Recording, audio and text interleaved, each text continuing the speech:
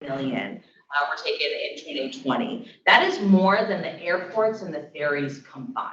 So when we think about the job that public transit is doing, it truly is an essential lifeline piece of infrastructure that makes it possible for people, communities, economies, and our planet to thrive. It is, of course, been a big change during the pandemic as people were staying home, but many families, those riders, families like mine, continue to count on transit to get to school, to get to work, to get to opportunity, and to get to each other.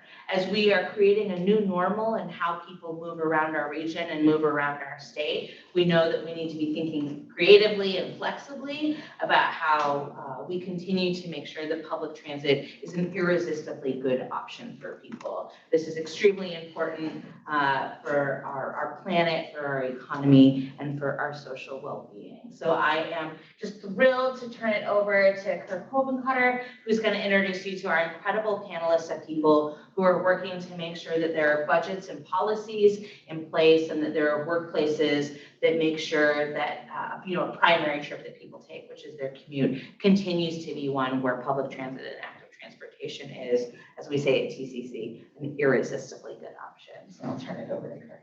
Yeah, thank you so much, Alex. And first, I'm Kirk Hovencutter, he, him. I'm the very new executive director of Commute Seattle. First, I want to give a huge thank you to the partners who made today happen. I want to thank Richard and Expedia for hosting us in this sparkling, beautiful, futuristic spaceship of a campus. I want to thank Alex Hudson for the partnership from TCC to make this event happen and bring you all here today. And one, to really recognize the leadership that Transportation Choices Coalition has had this past session to get Move Ahead Washington passed with our state legislators that's going to deliver more transit service to every Washingtonian, which is just a big deal that we need to constantly celebrate.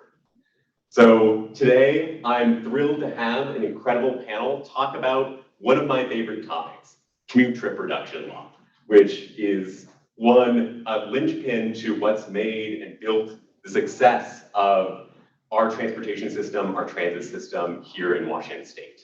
And that's really deeply important to Commute Seattle. If you don't know who Commute Seattle is, we're the nonprofit that helps the over 350,000 people who come to work or school in Seattle every day get here by walking, biking, and the bus. We work to make Seattle a more accessible and inclusive community and help address the transportation inequities in our transportation system. And I want to also give a shout out to our incredible staff, McKenna and Ren, who helped put together this panel. And when I was thrilled that this is the evolution of events that the 4 transportation management associations in the Puget Sound region started putting together at the beginning of the pandemic, how this has evolved into this new event that we have today. At the beginning of the pandemic, Downtown on the Go, Move Redmond, Commute Seattle, and TransManage all created a space to help get decision makers from the private sector and the public sector together into a room to figure out how we were going to help address the needs of people who were still commuting in through the pandemic and those who were working remotely, and make sure that our transportation system was working for everyone. And to see what these have evolved into events that are looking ahead at these bigger challenges is just a thrill for me. So let's dive into one of the most important topics that is coming up in the next year as a linchpin of all that work, the commute trip reduction law. And if you don't know it, the commute trip reduction law has been on the books for over 30 years and encourages every business with over 100 employees in Washington State to be a leader in encouraging their employees to walk, bike, take the bus or van pool to work. And it's been one law that set Washington State apart from other states across the region. Right now, with the law being about 31 years old and with huge transportation changes happening in our system, now's a moment to reimagine what that law can be. And so we're joined by an incredible panel to talk about the achievements of the commute trip reduction law and what it looks like in the future. So I'm happy to first introduce our panel. We're lucky to be joined by Representative Jamila Taylor, representative of Federal Way in the 4th District. We're lucky to be joined by Ricardo Gatla with the Washington State Department of Transportation, who on to trip reduction law. I'm thrilled to introduce Kelly Reefer, the interim executive director of an organization that's near and dear to my heart, Move Redmond, as well as St. Bedford with the Gates Foundation. All right, well, thank you all for being here to dive into commute trip reduction law and how people are getting to work today and thinking beyond the 9 to 5 commute. Jumping into this, I want to pitch it over to Ricardo with our first question. Ricardo, what is commute trip reduction law and what does it do? Great question. So I think because we have the fortune of having this statewide TDM program, we often conflate terms, which isn't a bad thing.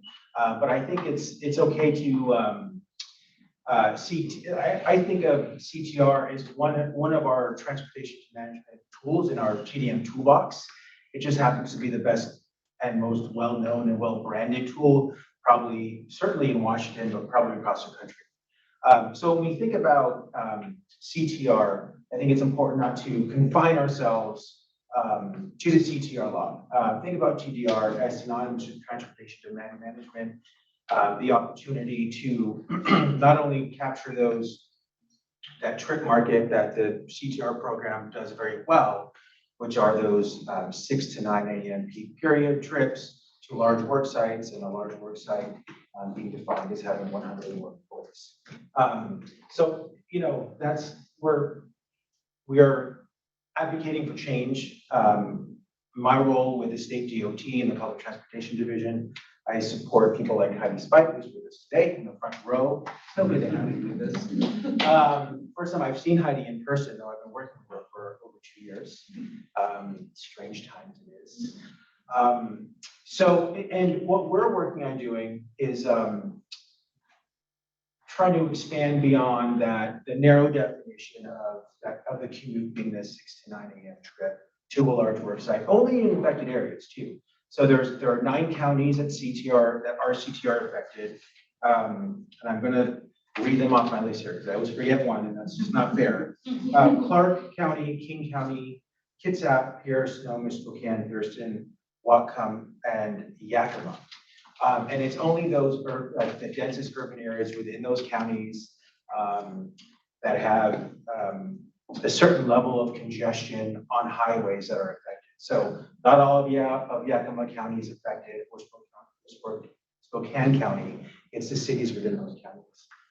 And so what we're looking to do is not only develop a program, a TDM program, that would allow kind of local partnerships to develop programs to target those trips within those boundaries and outside of those boundaries, and within that 6 to 9 a.m. period, as well as beyond that 6 to 9 a.m. period, with a real emphasis on not only kind of reducing traffic congestion, air pollution, and oil dependency, which are kind of the original pillars of the program, but also social equity, ensuring that everyone has access to a transit pass or whatever TDM strategy is most appropriate for that local community, shift workers, and so much more. So that's what we've been working with Representative Taylor on, with Heidi and others on the TDM technical committee on, with the TDM executive board, which is chaired by Roger Millar. So that's a kind of a circuitous answer. I'm not even sure if I answered your question, what CTR is. I think we could probably assume that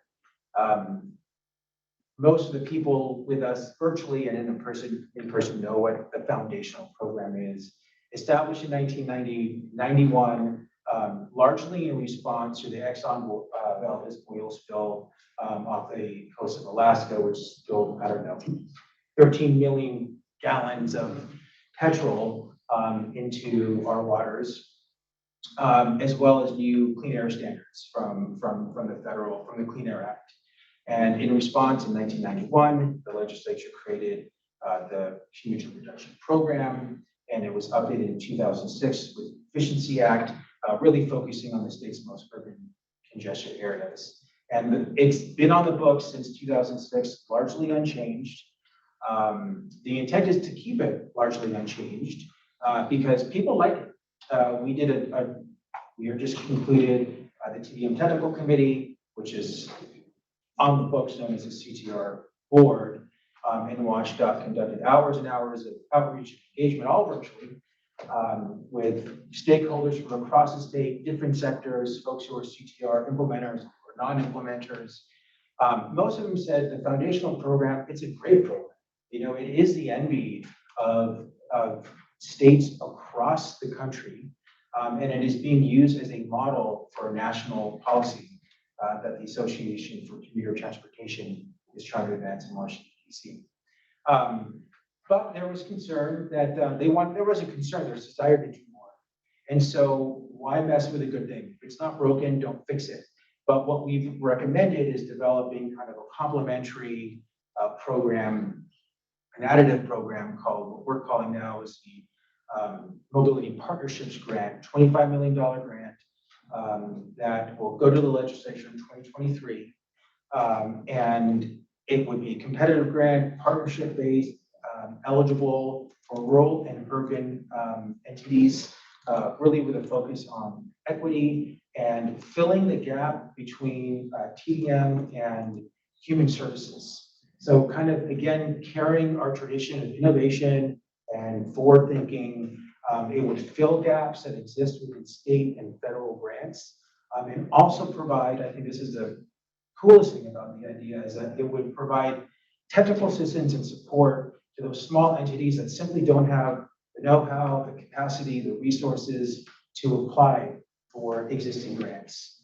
The Mobility Partnership Grant would provide technical assistance, planning assistance, kind of data analysis. It would provide assistance to entities to apply for grants competitively, and in addition to actual program deliveries, when they were awarded a grant. So lots of details will be worked out, but kind of just a quick synopsis. That's kind of where we are now and looking forward to the future of where we want to go. Yeah. Thanks for sharing that history and overview, and glad you're working. Sounds like a really transformational time for the program. Yeah, it's good. It's great. Yeah. We can talk more about how much. Well, Enthusiasm, not me and hello. Well, let me jump over to one person who's implementing this program, Slade with the Bill and Melinda Gates Foundation. I mean, if you work in this field, everyone knows that the Bill and Melinda Gates Transportation Program is one of the best in the country, and that your trophy case for your program must be a football field long. I'd love to hear, what did your program look like before the pandemic, and what does it look like today? It's been a roller coaster. It's really kind of gone up and down, trying to figure out how do we want to show up as the best kind of transportation program, kind of going into the return to office, and how do we want to bring people back into the office and make people feel comfortable. But if we take a step back and kind of look at how it looked before the pandemic, really all started in 2011 about there, where we moved into our new campus, and we really used that as an opportunity to live into CTR law. How do we implement CTR and really drive flexible commute options, give people opportunities to drive or come into work sustainably. All those options that we really wanted to provide people so that they could show up ready to do the great work of the foundation. And so we had several aspects to our commute program. The biggest one, as many people know and do today, is really charging for daily parking. That was a big part of driving behavioral change to get people to make that daily decision. You come in, drive by yourself, and pay for that parking, or pretty much anything else you do, we will fully subsidize, as well as give an incentive to do such a thing. So, we were really trying to drive down below the 40% SOB as put forward to us with our agreement with the city. And that was by 2017 at the time. We hit that earlier than 2017, and we pretty much stayed consistent there pre-pandemic at about 36, 37%. And that kind of wavered a little bit up and down. But we did things like not only incentivize folks to come in through a monetary incentive. Today, currently it is at $4 a day, that if you do anything besides drive yourself, you get that incentive. We obviously do a fully subsidized part of the passport program, Orca card, that does also the ferry pass if you're a walk-on ferry passenger. 5 hours of Zipcar usage for during the workday. You can use the 5 hours of Zipcar. We have, of course, wonderful amenities, showers and locker rooms and bike amenities that really give people all the things that they need to be able to do, the thing that gives them the flexibility to take alternative modes of transportation. So we did a lot. One of the things that we also did, not too far before the pandemic, but we have, for those that don't know, we have a great kind of benefit for the foundation in terms of, as an employee, we get triple matched for any of our donations to charities of our choice. So we were able to wrap in our commute program. So for the $4 a day, if you choose, you can do any portion of that $4, but up to a full $4, you can get that triple match. So if you do anything besides drive yourself, you basically get $20 that day to donate to your charity of choice. So that's also been a success story in trying to find different ways to move the needle and getting people to do something different besides drive themselves. Van pools, car pools, all those are van pools are fully subsidized, of course. And car pools, we allow people to share the cost of parking. And we're also right now thinking about how do we think about carpools differently in terms of maybe providing free parking for EVs. For those that carpool within an EV, maybe we can do free parking again to incentivize both people using the EVs, but also carpooling in different ways. Hit the pandemic, pandemic obviously threw a wrench in so much of how we think about transportation. And we really started thinking about what's the next iteration or next version of our transportation program as we start thinking about coming to work, because like many, I think, are hitting those challenges of how do we get people back to work? And if they're only going to come back 1 or 2 days a week, they might decide to drive because that's just a simple thing to do instead of having to take the extra time or anything else around taking alternative modes of transportation. So we see challenges around that. We see challenges of safety is a big part of what we're hearing a lot of people say. During the height of the pandemic, when we were not requiring people to come in and was fully voluntary status, we turned off the parking charges. So we felt like if people needed to come in for any essential business that they didn't need to do to have parking again. But we since turned that back on April 25th when we started mandating people to come in 50% of their time. This is kind of our current return to work. We're asking people to come in about 50% of their time over a given month. So that's been translating in that 2 to 3 days a week. And so we flipped the parking charges back on. Of course, the entire time we've been doing incentives and all the other things that we were trying to do to get people to take alternative modes.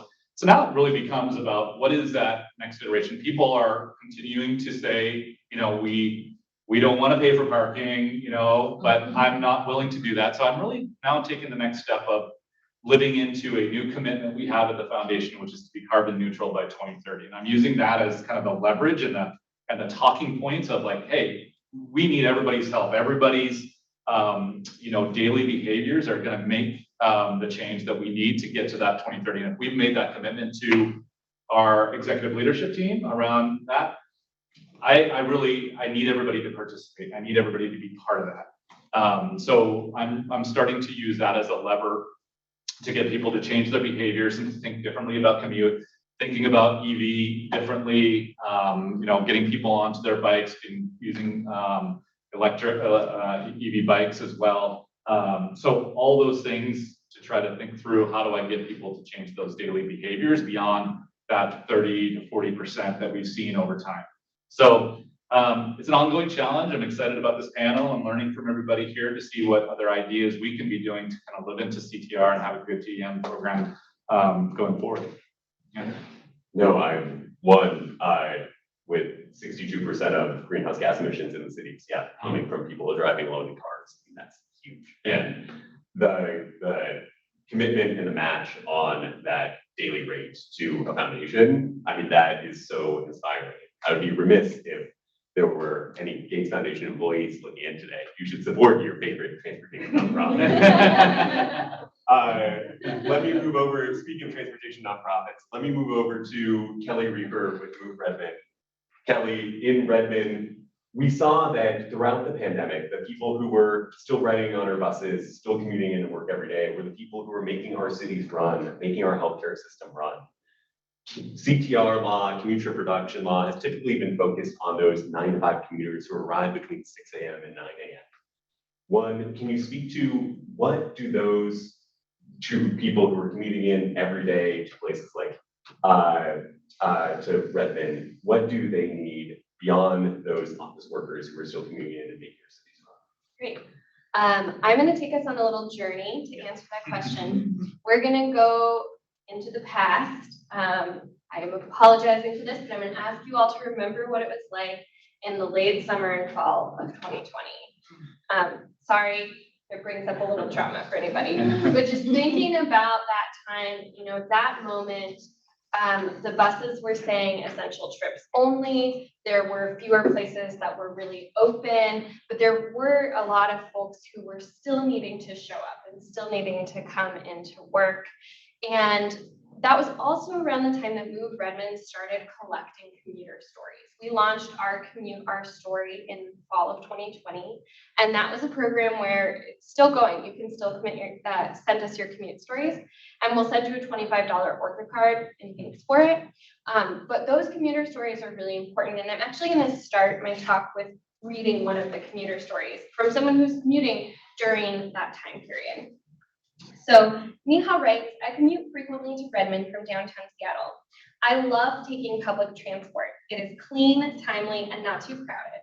The drivers are friendly and greet me with a smile, but due to COVID, many of the routes are operating at a 30 to 60 minute frequency versus the 10 to 15 minutes before. And it will be better if service could return to normal. So that was also a time when buses were not operating at the same frequency. And King County released a rider impact survey on COVID-19. And that really showed us who the current riders were in 2020. And they were folks who were not only essential workers, but they were folks who were unemployed or very underemployed. There were folks who were younger and youth. They were also folks who were more likely to be renters, lower income, and people of color. So we saw from this ridership data that we know who is most transit dependent and for whom transit is really essential. We also saw that a quarter of the current riders were really significantly impacted by that reduction of service. And so what we've kind of learned from that is that frequent, reliable transit is essential and that it is something that we really need to be focusing on now in this present moment and in the future going forward. Another really interesting thing happened in 2021 was the American Rescue Plan was passed. And at the federal level, we had a really amazing opportunity where federal funding went towards operations and transit service. And this is a huge shift and departure from federal funding in the past that was focused really on capital improvements. And I think this is something that us as transit advocates, as folks who are searching for those solutions to get people to take transit, funding frequent and reliable transit and operations is the key. That is the path forward, right? So now we can come into this present moment. As Slade was saying, we've got a lot of hybrid kind of options. People are really figuring out what's gonna, move them and how they're gonna get places. Also, more trips are open, right? More people are going more places. And so in the CTR world, we know that the majority of trips aren't just to and from work. They're all the other places that we go in our life, right? And so I think one of the things that we need to start shifting into as CTR implementers and large employers is thinking of the transit pass not as a benefit for commute trip reduction, but as a benefit akin to healthcare, right? As something that is not only for helping you get to and from work, but it is about helping you get all of the places that you really need to go. And further than that, I think it'd be really cool if we built into our Orca Passport program an opportunity to sign up your spouse, sign up your caregiver if you have a nanny for your children. How are we starting to really build in a transit pass program that is not only giving, transit benefits to the employer, but like healthcare, I can sign up my spouse, I can sign up my dependents for transit passes. And that moves us into the joy of the future of we are getting free youth transit this fall. That is told me of how many youth. Can you share that really quick, Alex? 1.4 million 1.4 million youth are gonna have access to transit, free transit. That is super incredible. But to really, statewide, but to really leverage that investment, I don't know about you, but I have a 4.5-year-old. She's already in the free transit bucket. I'm not probably gonna let her ride the bus alone at 6. So what's important there is that parents and caregivers and folks who are, taking children who are getting this benefit of free youth passes, they also need access to transit passes. So I think one of those next big pushes is how are we getting transit passes into the hands of everyone, all the time, no matter what you need, whether it's through low income fares, fully subsidized fares, through employers. If you're a contract worker, are you getting those benefits? Like, how are we really expanding them out so that people who need transit passes the most have access to them? So I think that's the future that I want to set for us. And the other future, I would be remiss to say, is that if we did not, we also need to fully fund transit operations. We need to get folks to and from wherever they need to go round the clock. We need to be focusing not only on those 9 to 5 trips, but really getting service that functions for people no matter what hours you work, no matter what hours you get around. Heck, even after bar close, we've got to be running those buses, and thinking about weekend services too. So really, really thinking about that funding of transit operations. So that's where I want to see us go in the future.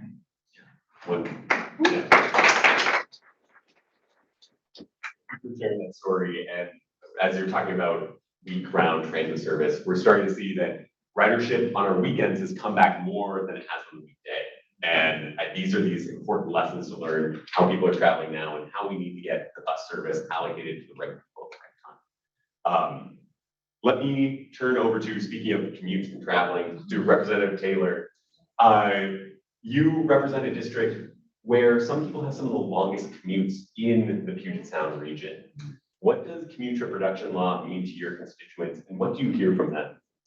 I mean, I think it offers opportunities for flexibility, and for looking at changing the hours. We do have a lot of folks who are on shift hours, who work in healthcare, work at Boeing, and they have second shift. They go up to the Renton facility. Having more CTR options actually makes economic opportunities in Redmond more real, because it could take me 2 hours in the car from Federal Way. So Federal Way is like almost next to or adjacent to Tacoma. So we are really a true bedroom community with all those South King County cities and unincorporated areas.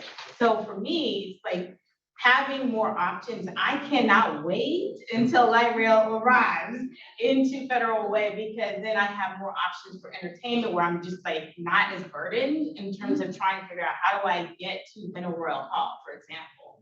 How do I get to more job opportunities that allow me to work on the weekends and things like that. Just the other day, I had an urgent situation with my mom and my brother. I'm a caregiver for them. And my mom and my brother needed to get to Seattle. I could not change my schedule. And I ended up, because of the timing of it, it was after 5 o'clock. So we had bus access, but we couldn't get the direct door-to-door service. And it ended up costing me $200 to get them to and from Seattle for my brother's care. And it's because he has very limited mobility. He's a very large man. So he needed the larger Uber car. And so it was just one of those situations, like there's got to be a solution to this. And there's got to be more flexibility, more on-demand services that's safe for folks who have physical limitations. It's not possible for my mom and my brother to walk a half mile to the bus stop to get to the next route. And then just listening to the constituents and residents in various parts of Washington, like Benton, Franklin County, where it's nearly impossible to get to services in a day. You think about how much energy you put in getting from place to place to place. And these are essential things. Talking about your doctor's appointment, maybe your behavioral health care. And if you're very low income, these options become impossible when you're trying to access the things that help you become thriving parts of the community or just darn near survive. And then thinking about, parents, when you have kids who need to be in daycare options, we have so many daycare deserts. In particular community, we have a daycare desert. So if you have CTR and options there, you still got to figure out, how do I get to my commuting option with my child so I can get to the daycare in time, then get to the next option. So, we've got to think about how people are getting to work in the context of family and whatever dynamic it may be. It might be that you have young children at home or an elderly parent or other responsibilities. I mean, we want more people to be able to take in folks who need other options. And I'm listening very carefully about the other policy choices that we can make to get people more comfortable. And we also have to make the consumers safe as possible. So I also have a proviso that would allow for de-escalators on some of the bus routes where, being on the A line in South King County can be a dicey situation for an individual.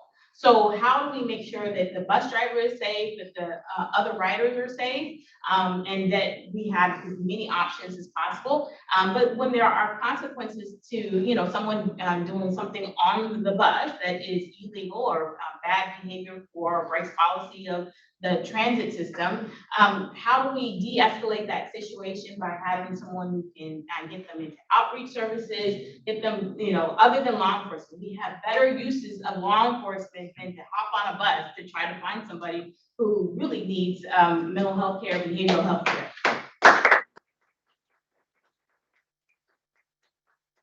So, the beautiful thing for me, I serve on the transportation committee, so I get to hear about all kinds of options, about our infrastructure. And for me, it's not about building a shiny new bridge. It's about making sure that we have the resources available for folks using the systems that we have right now and making it more flexible and more accessible to families, to working families, and to those who are really trying to access all the benefits. I mean, imagine the amount of, increased diversity that you could have for folks who are coming from South King County, even Pierce County. You told me about your commute from Tacoma coming into, Bill and Melinda Gates Foundation. Those are things that can actually open up inclusion for employment services.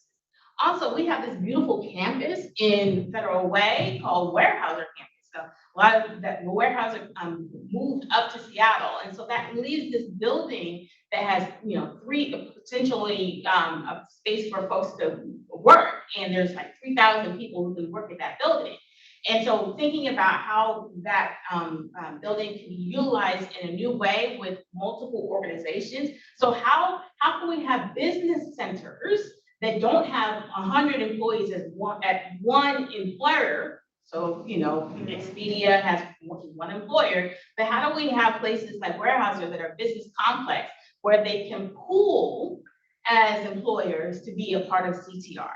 And so increasing the access of employers who are smaller than that and in regions that would really help us build more demand for public transportation in smaller communities.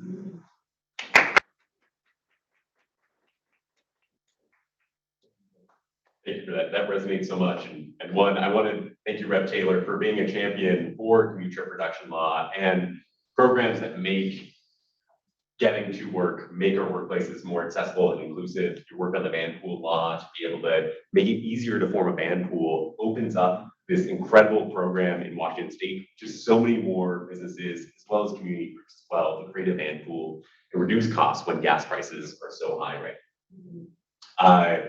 I want to open this question up to the group, and then we're going to be taking questions from the audience. So if you have questions, please submit them. And yeah, we'll take some of the audience or questions from folks here, folks watching on Zoom, and we'll pose them to our fabulous panel.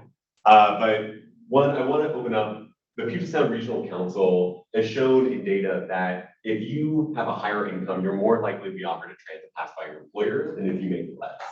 I'm curious on your thoughts. How can commute trip reduction law or programs across the state help reduce that disparity? Thanks, everyone looking at me.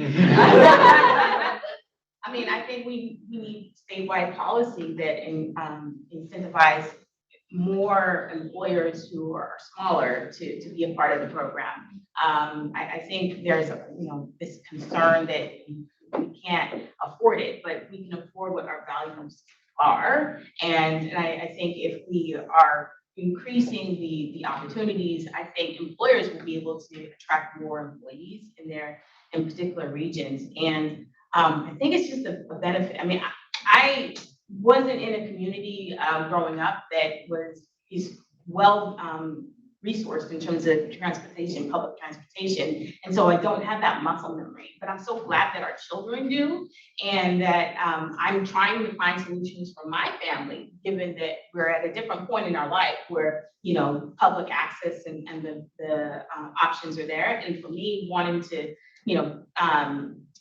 find community in commuting, finding community in commuting. It shouldn't be a bad word to want to work away from home. I mean, I'll tell you, I have been working from home for a hot minute now. And to be able to come to a campus like this or anywhere, just to know that I can start to, get to know my neighbors, my coworkers in new ways. There's so much that you can have in terms of value. And so, CTR is part of the transition back to the workplace in a way that offers the flexibility. So what do we do when we're talking about hybrid workplaces where not everyone's going to be working every single day of the week? And how do we ensure that the subsidies that we would need for the smaller businesses and the startups and the just the micro enterprises have access to this resource? On that note, I mean, when you talk to van poolers, the van pool program has been going on for 40 years in King County. When you talk to these people who are in van pools, they're families. Like, they're people who have built these relationships up over years, seeing each other every single day. And it was really hard, especially during the pandemic, to see a lot of these end and get broken up, and then trying to put them back together again. It's a struggle. But that community through commuting, one, we have to get that on a bumper sticker. I think that's a great representation of that. Kelly, I think. Oh yeah, another thing that kind of comes up for me is thinking about some of the grants that Ricardo was talking about. Is like, how can we start to fund smaller employers? Really thinking about some of the really small employers to fund transit passes. There are some programs, one that has existed through Washout previously and is in King County now, but funding some of these smaller employers and giving them the incentive to sign up for Orca Passport programs. So I think there's some space to be really creative of like, how are we getting out into the community and reaching these smaller businesses and giving them some grant opportunities, because it is kind of a big cost if you have a really low margin business to just jump in and sign up providing transit passes. I think that's one place we can start to move the needle. And think about the other benefits of, bringing folks back together is that when you come to a campus like this or anywhere, there are side businesses and other opportunities for economic development. So think about the places, the lunch space, and if their employees were able to, piggyback onto Bill and Melinda Gates's program, then their employees can get into town. And I mean, the cost of living here is pushing folks further and further away. So we need to come up with policies that make it more accessible to come into these economic cores that are just really costly for folks, and make sure that we have housing options that will allow them to move into town so that these CTR options are even more economically feasible. Yeah. We need to change our zoning law. We need to change our zoning law. More wants to work. Yeah. So our work directly impacts or is directly responsive to people who can't afford to live close to their work. So we're trying to make that commute better. One thing, Kirk, that a dual plug for Commute Seattle through some of the conversations we were having with your team around how do we think about getting people back to work and addressing the safety issue. One of the ideas that came out of the conversations we had was creating community. And so one of the things we've implemented has been semi-successful is creating we use Teams channels just for neighborhoods, and really getting people, talking to each other. And it's been a very much of a great community that people can say, hey, are you going into work this morning? And I'll be coming back this time. And just, it's an organic way for people to connect around commute and what's going on around the commute. And from a neighborhood specific standpoint, and that's been successful for us in terms of driving that community. Just a little side note, not really related to your question. No, that's a great example. Yeah. Just putting it into practice. Thanks for sharing that. There's a benefit there, because then you have neighbors talking to neighbors, and you have advocacy for this program and beyond. How do we support our neighborhoods, our neighbors being a part of the civic engagement process to ensure that these kinds of policies get brought before our colleagues in the state legislature, but also the local leaders who may be a little disconnected from some of the daily issues that folks are looking at. And so for me, I in my district, I want my city council folks and mayor to understand what the challenges are in terms of getting to work that's not inside of Federal Way, like, or how difficult it is if you work in Kent from Federal Way. It takes me longer to get to Kent on a bus than it does to get into downtown Seattle. And Ricardo, Yeah, I have some opinions. Take us home, take us home. Well, first of all, I think this is a great start. Because I started off my transportation advocacy career in Washington and Seattle with the Transportation Choices Coalition. And at that point, there wasn't, at least from my perspective, there wasn't a terrible amount of interest in CTR.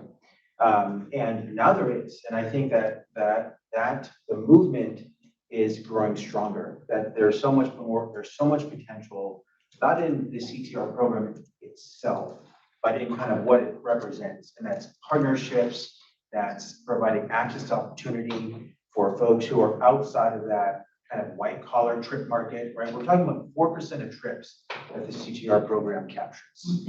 What about those other 96% of trips? That's what we're after. And this is part of that effort. Our partners want to target small businesses, CTR implementers. They want to. They're tapped out with meeting the requirements of the foundational program. Funding has been flat for the program since its inception in 2006. Move Ahead Washington allocates another $3 million biennium to the CTR program, which is great, but it's just scratching the surface. We're talking about on the median grantee would see about a $70,000 increase to operating their grant. And it's just not enough. I think that's enough to kind of keep up with, just to do a little bit more. But in terms of capturing those non-commute trips, working with smaller sized businesses, providing first last mile solutions, just it's out of their resources to do right now. And so, you know, that there have been successful programs in the recent past, there was a first last mile grant program that was successful. The small business workup program was successful. The challenge that we see in the legislature is, and this is, you know, this was before your time actually, is that these ideas, great ideas, get funded for a year or two. It takes 2 years. It takes WashDOT and our partners, the TDN Technical Committee, to develop the program. It takes another year to get it kind of operationalized. And then the program wraps up. We don't even have time for, like, there's not even data performance to figure out what's working, what's working well, how to tweak it, what are the lessons learned. And so keeping those programs going for, you know, at least, I would say, 3 biennium would be kind of pretty important. But there's no shortage of opportunity and ideas. Some of them have been tested. Other of them just kind of live as ideas. But we as a community, as a transit community, as a TDM community, really need to come together and advocate for this, because that's what's missing in Olympia. Our champions for not only kind of providing, you know, fast, reliable, and frequent transit all over the place, but this more innovative programming around first last mile programs, serving folks who rapid transit doesn't serve, right? There are these holes, there are these gaps in the system. And what I'm really enthused about is helping kind of fill those gaps. And the partnerships that the program has developed, that foundational network of kind of mobility partners, mobility champions, coming together to advocate for kind of a new marketplace, if you will, within the transportation space. So, yeah. And, thank you all for that. And as you know, when we talk about this work, I mean, the Commute Seattle staff, they're every other year surveying over 300,000 employees in downtown Seattle. We're getting up in their business, asking them how they commute every day. It's one moment where we have a direct connection with people coming across the region to Seattle and asking them about their transportation habits. And it's always curious to us, how do we take advantage of that moment when we're asking them that question? How do we get them to commit to ask for help, learn about another mode, learn about another way to get to work? How do we take advantage of that work that we're doing to ask them those questions and have them share what their commute looks like?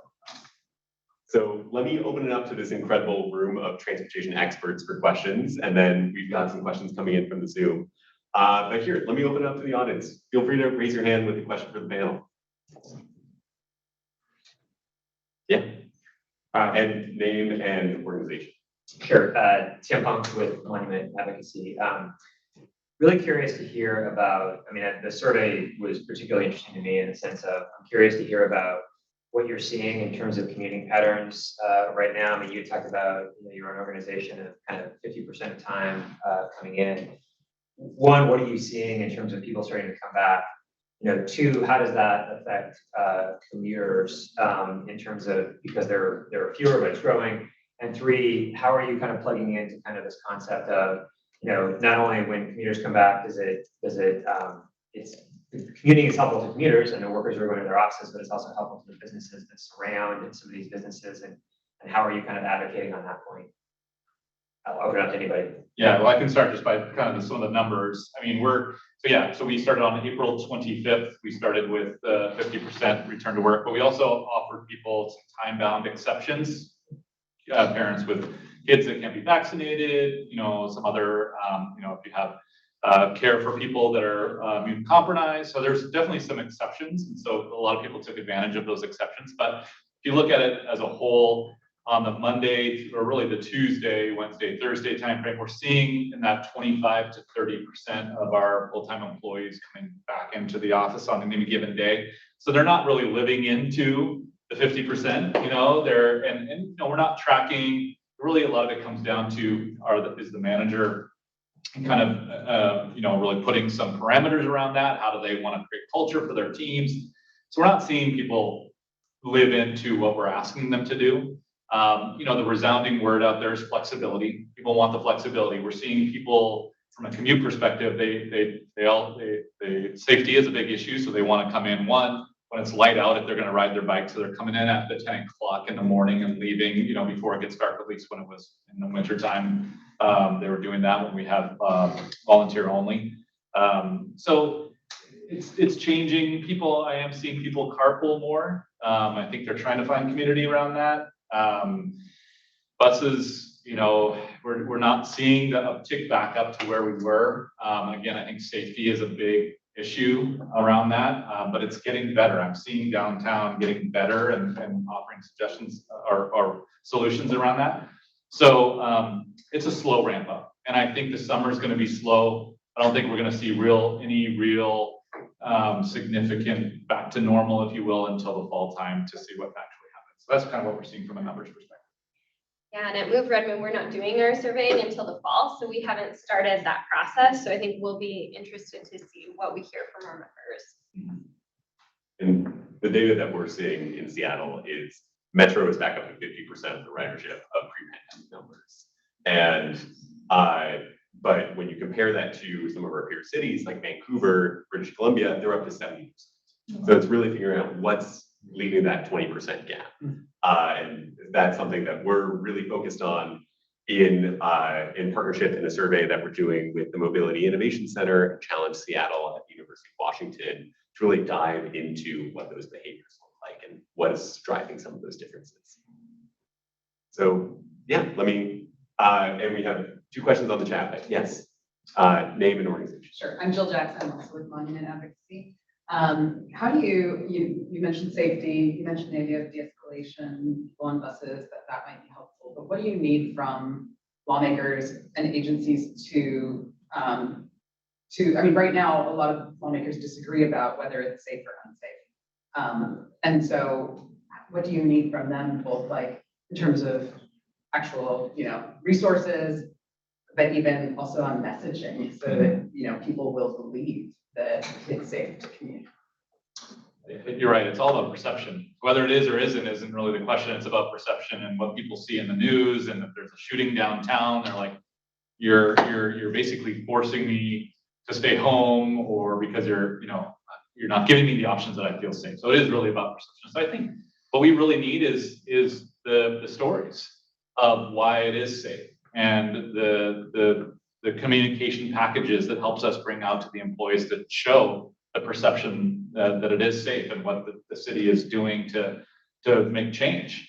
I tell often our staff that it's about getting more people into the system that's going to help us ultimately. And so how can I continue to have ideas and ways of getting more people into the system, and what's my messaging around that? So any support that can come our way, and I always go to Commute Seattle around that too. What are those things that can help me in terms of that communications package? So it's all the communications and all about perception for us, for sure. Just building on that comment, I mean, go to any sporting event. If you're at the Sounders or Mariners last night, you're seeing everyone take transit to these games. Yeah. And I think it's not when transit is the thing that's going to get you there reliably, quickly, and affordably, people take it. And I think to Slate's point, it's how do we encourage people to come back on and make that a space that people want to come back onto every day is huge. And I think Rep. Taylor's comments about ways to do that are critical. I mean, I think also usage helps drive some of the bad behaviors away from, so you have more eyes, more folks who are able to report, see something, say something kind of thing. And so, I've seen news reports where, more folks are moving into downtown, and then they are able to observe what's going on and report it, and then it's being addressed. And then there's also additional resources that have to be made that are outside the transportation system on behavioral health. I mean, we don't really address how we have defunded our behavioral health system for the last 30 years.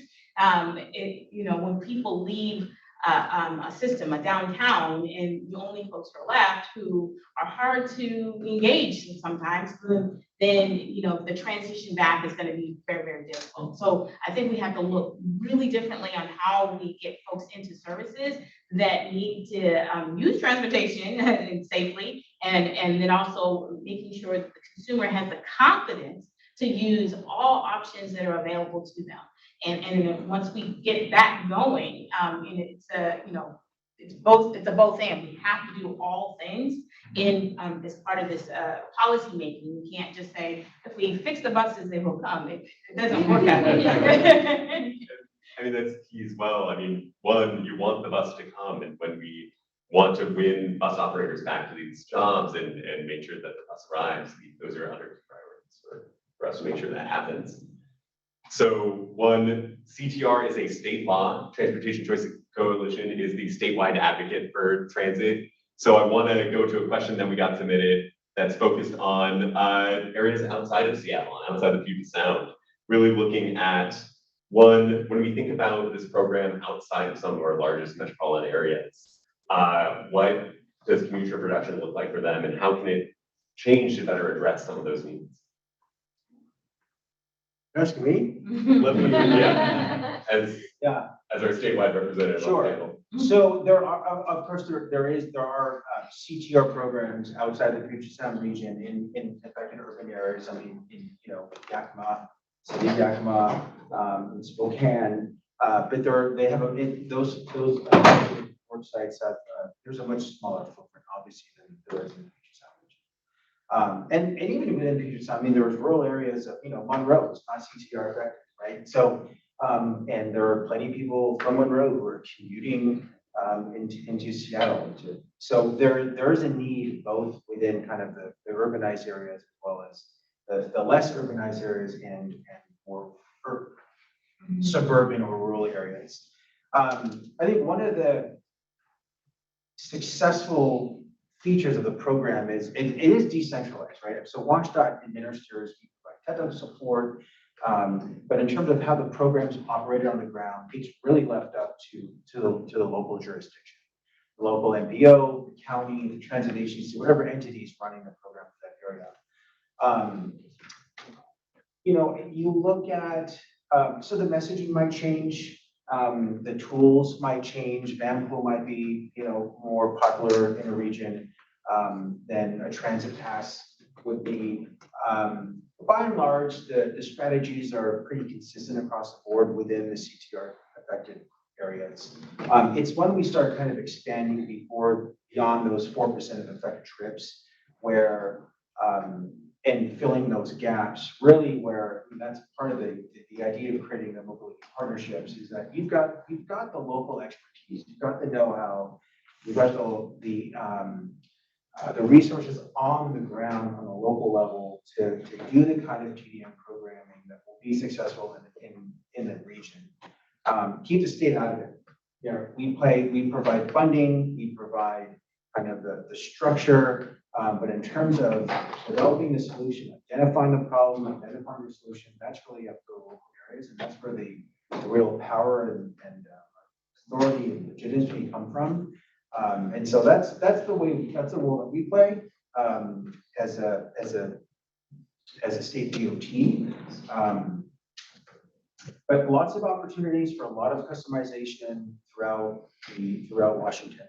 And there's no shortage of innovation, there's no shortage of need, there's no shortage of potential solutions. It's really whether or not the funding opportunity exists and whether or not there's resources for those people who can do that work to access those funds. I think the increased urbanization in Eastern Washington is begging the question, how do we expand CTR into other communities? And I know it's kind of like being, in the line at the club. Y'all are in the club and we want to get in. And so how do we make sure the CTR is really implemented in a way that is unique to that particular community? What Pasco needs is different than what Pullman needs. And certainly it's much different than what Federal Way needs, but we have to have basic structures to allow the onboarding, all of these puns, onto, these great opportunities. So I feel, we've heard about new normal. I'm really interested in new possibilities. This is the time to really explore how do we move into these new possibilities in areas that they're growing so fast, that they're urbanizing in ways that we've gone through some of the headaches in this region that they don't have to make those same mistakes. And they can save thousands and thousands of dollars for their residents in their community. If you're willing to have these conversations, there are folks who are chomping at the bit to be in community with us in this particular topic area in Eastern Washington. So let's continue to build that out and get support through their local leaders and their regional leaders. I feel like kind of lonely in the journey in the legislature on this. And I'm hoping that I'll have more advocates from areas that are outside Seattle, because, Seattle's not everything. But certainly, there are some regions that I think that we can build more of a coalition amongst the legislators so that we can talk in more details around how we support community in that way. So you are not alone. Thank you for being a champion of this. We've got a million new transit riders with the transit pass who are coming through to help support. So I want to go to one additional question from our remote guests. When we talked a lot about transit, touched on Vanpool today, one topic we haven't really talked about is how commute trip reduction law and these programs really support biking. And Slade, I was wondering if you could start a little bit on that. Just what does this look like for people not taking transit?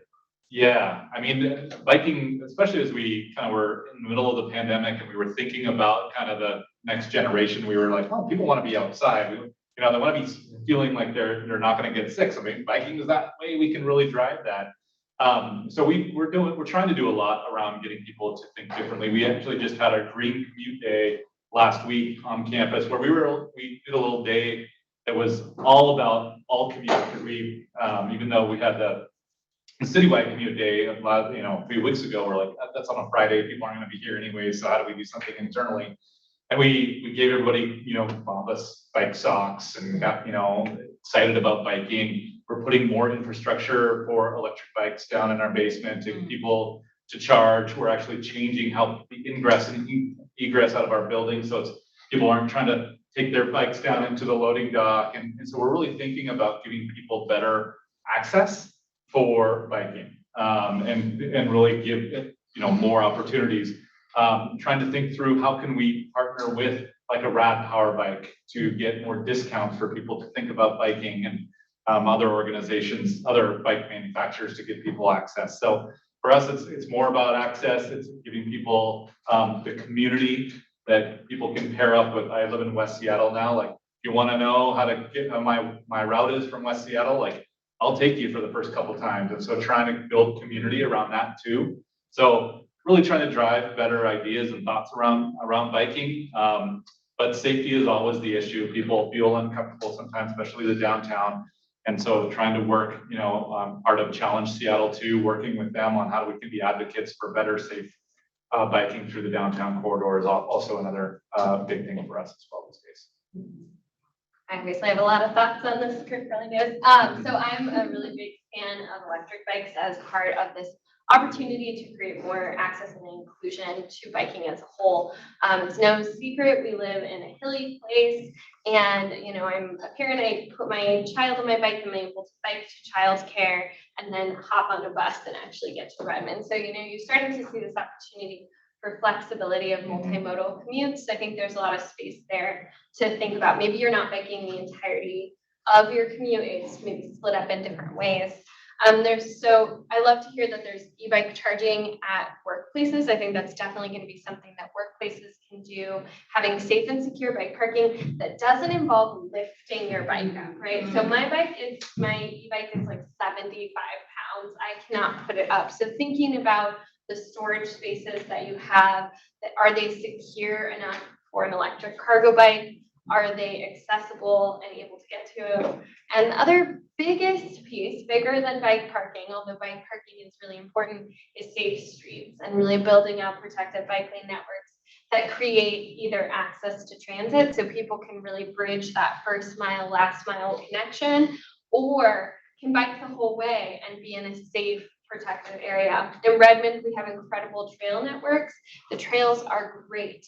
However, that last mile or so, when you have to be on some really large, aggressive streets, is stressful. It is dangerous, and that is the barrier for a lot of people biking. So build the bike lanes, get the good, safe bike parking, try an e-bike.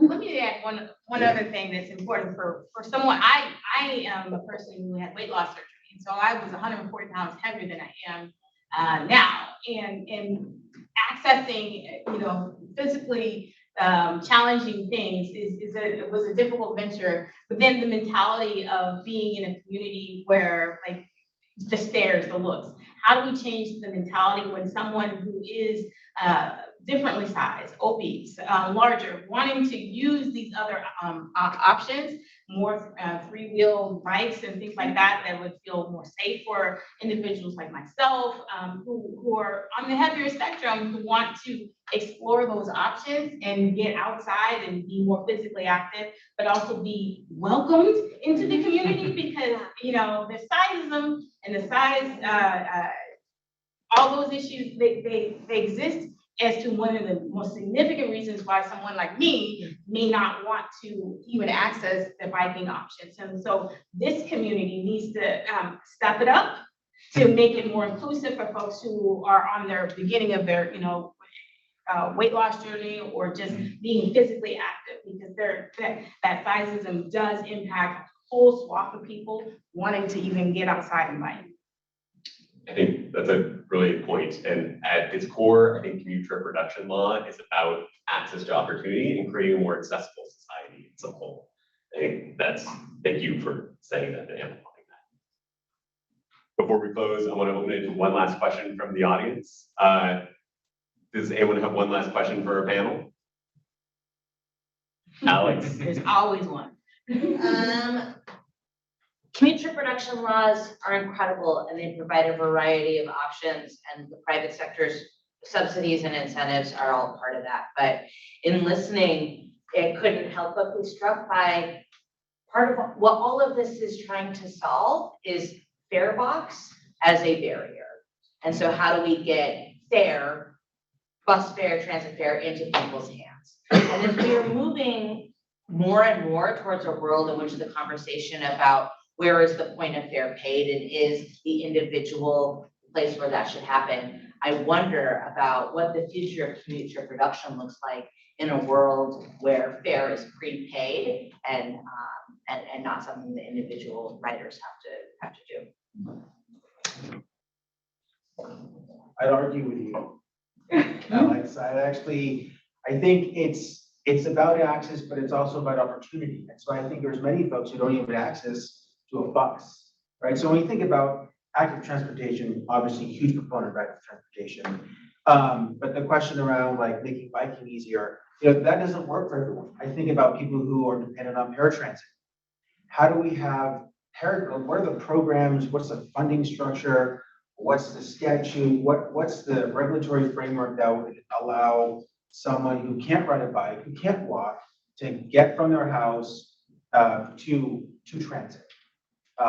And sure, maybe after you complete that, whatever it is, first mile, 5 mile connection, there's an issue of like, okay, fare box. But like a lot of folks can't even access, right? They can't make that half a mile walk or that 1 mile walk, they can't ride their bike or whatever it is. There's a huge mobility gap there that the CTR program doesn't fill, that existing state or federal grants don't fill. And so that's what I think that's where a lot of the work is. And sure, making transit more affordable, having everyone have some sort of whatever the equivalent to a worker card is outside of our region, transit pass, that's laudable work, it's important work. But I think the more challenging work, the equally important work is making mobility more accessible to more people. And that's the puzzle that I'm interested in working with Rep. Taylor and her colleagues and you all on kind of solving.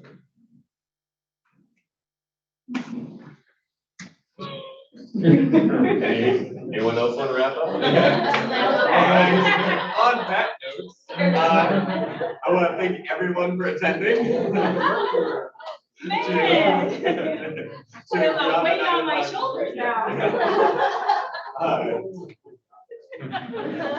To the Beyond the 9 to 5 Commute, thank you all for being here. One, I want to highlight some action items for us all. Two, one, follow Transportation Choices Coalition Commute Seattle on all the great events that are happening during Ride Transit Month. Get involved in